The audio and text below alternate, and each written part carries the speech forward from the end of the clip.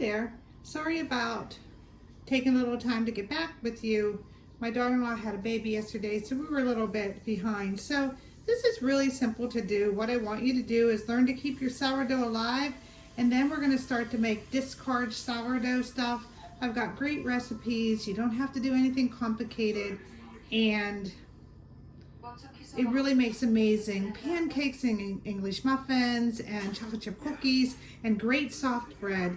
And then once you keep your sourdough alive, you can start making those incredibly complicated 24-hour loaves that I can make, but I prefer not to because time is important and I love the discard stuff probably even more.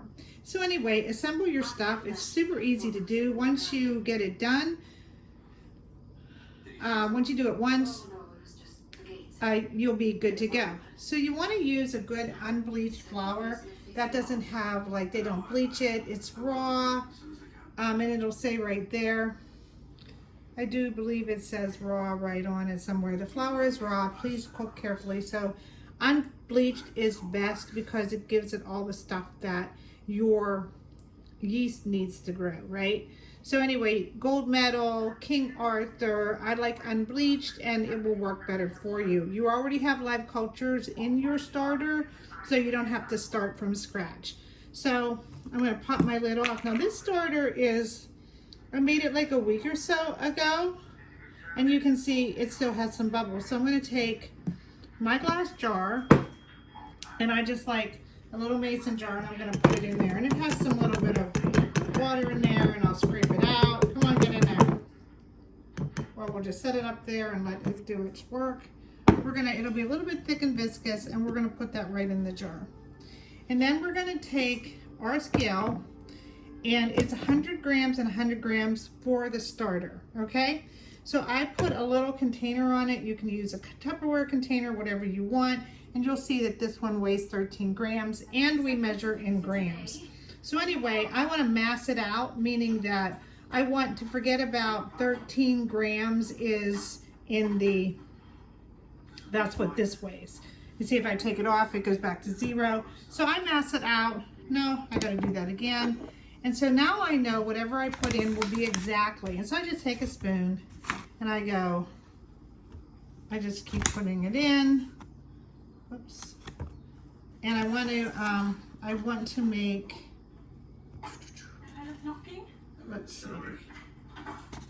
I got 58 going on here. And it's really better, and you're like, oh, why do you have to be so precise? But it's really better because baking is a chemical reaction. Like, it's not like you can throw a bunch of stuff in a crock pot and kind of make things good. It's a chemical reaction, so the ingredients that you put in is precise. So we got about 1, and that looks pretty good. So if you can see, I'm going to set the phone down a minute.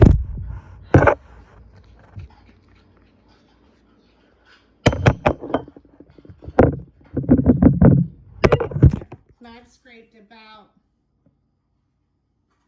we have that, whatever was in, I don't know what I got. Oh, I put a little piece of something in there. But I have my 50 grams, and there's that little container, and that's all you need, and basically, that's all you need forever. So then,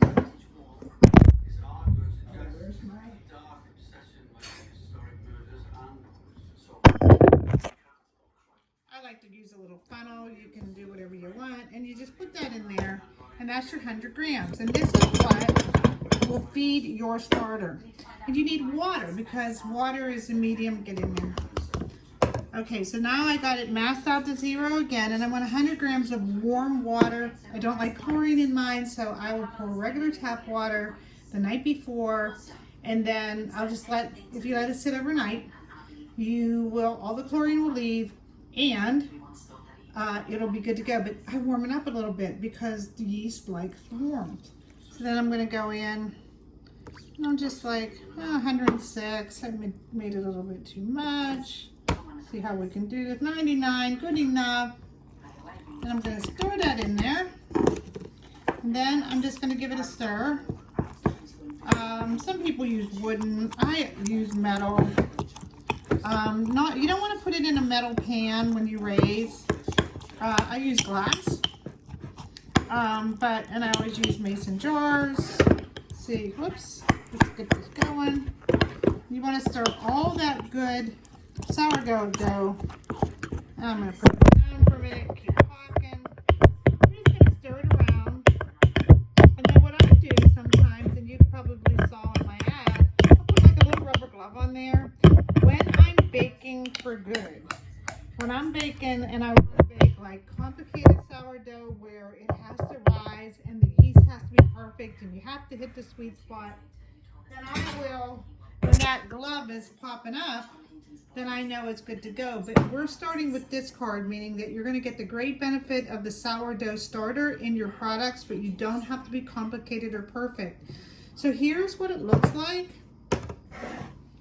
Here's what it looks like. And you can push that down a little bit. Let's see if I have something. You can make it look a little more neat, and you can just push it down a little bit with a spatula, if you a silicone spatula if you want. And then what you're going to have is going to look like this. It's just going to look like that. And then what happens is I do it at night. I always prepare myself at night, but if you didn't, don't worry about it. You just want to keep it alive. I stick something on top of it. I stick it in the microwave. I don't turn the microwave on, but I let it rise overnight. In the morning, I'm ready to bake. Does that make sense? That's how you're going to keep your starter alive. Once you do that, I'm going to give you a great, easy cookie recipe that you're just going to make delicious cookies, and then I will show you, maybe I'll bake something tomorrow. And this is about a cup when it rises. This is going to be about a cup of starter, and that's what you need for most recipes. And then there'll be a little scant bit left in the bottom. That's your starter. Don't throw that away. Don't wash it out. Just add 100 grams and 100 grams, stick it back in the fridge, and it's going to grow. You think you need more, but you don't. You need a little bit of starter, because if you have too much starter, then it takes too much flour to feed them because they grow so fast. I hope this helps.